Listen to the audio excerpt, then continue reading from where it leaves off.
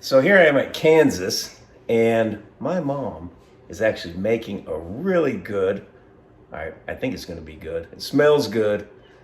Healthy. Yeah, what I would say pot roast. So let's have her tell you exactly what it is and how to make it.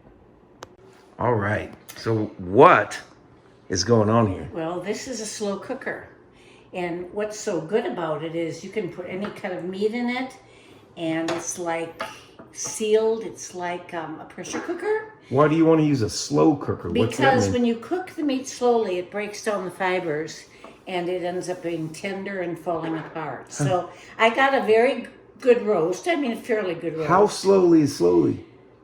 Well, there's two settings on this. So if you set it on high, probably 5 hours. So you're not talking 2 days or anything like No, that. but sometimes I vary it. I go high and then I'll set it low for a while, like when I add my vegetables, and then I'll go back and set it high. So it might be, about 6 hours So because I do the low. With How it as well. long is long enough to have that take place to tenderize the meat? That is a very good question. Let's look.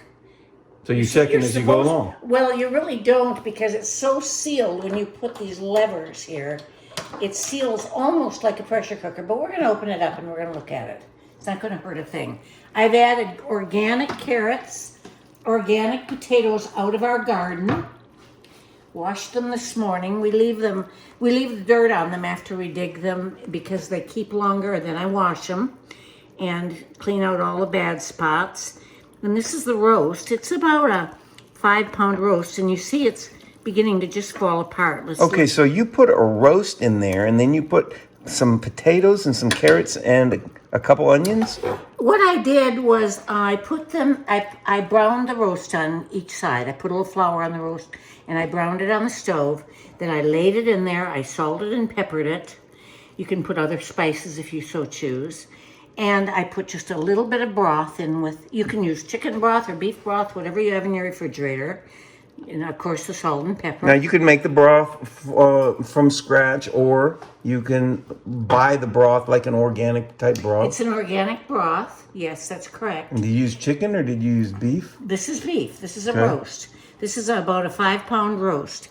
The price on the package was $38. However, we buy our organic beef in quarters. So if you're going to put tell. a roast in there, basically what's in there right now is the fat. It's boiling in the fat, like the liquid. Yes, that 100%? liquid is pretty fatty, and I can take it afterwards, and I can make a nice gravy. How will you do that? I'll take flour, put a couple of tablespoons, or maybe more, maybe a quarter of a cup, in a glass of cold water, good water. Stir it, and you always add it after it's mixed and it's cold, and then you gradually add it to your liquid, and it forms a gravy. Okay, so you use basically flour and the oil itself. Flour and the good water. You stir the flour in the cup of water. Okay. And my And dad then is you the one who told me this. Okay. You put the flour in cold water. You don't put it in hot water. Why? Because it breaks up, it becomes liquid that way. And then you gradually add it to the hot liquid.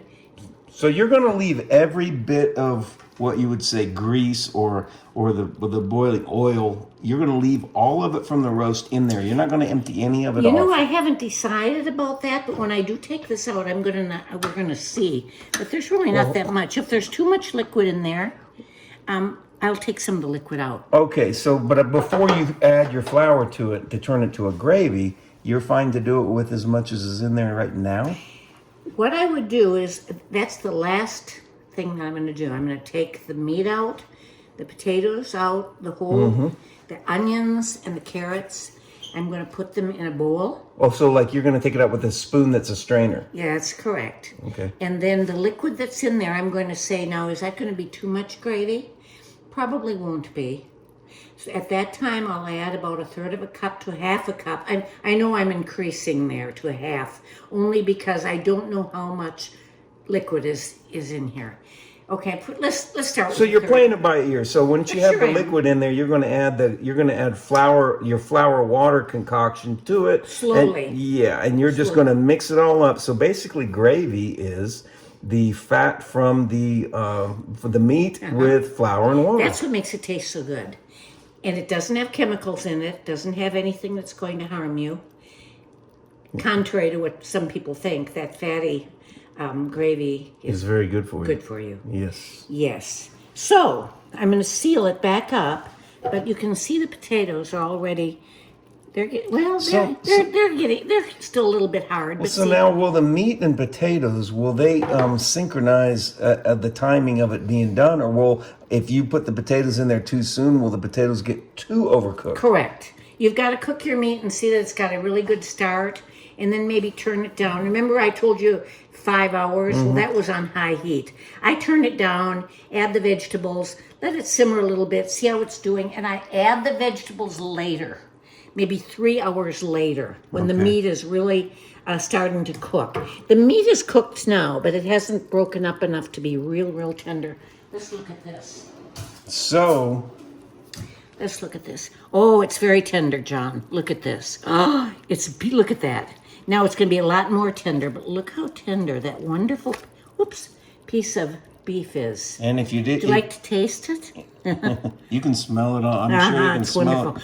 And I added also some garlic to this. it. Nice, salt, pepper, and garlic. Yeah, and some people add thyme or basil or oregano or whatever. So THYME, time. time Okay. after time. Okay, now I'm going to seal this. And then we'll come And back that's later when- and take a look at it. And that's when we get a good cook. So here we are a few hours later, and we're going to take a look how this came out. Of course, it's already been broken into, but you can't always help it.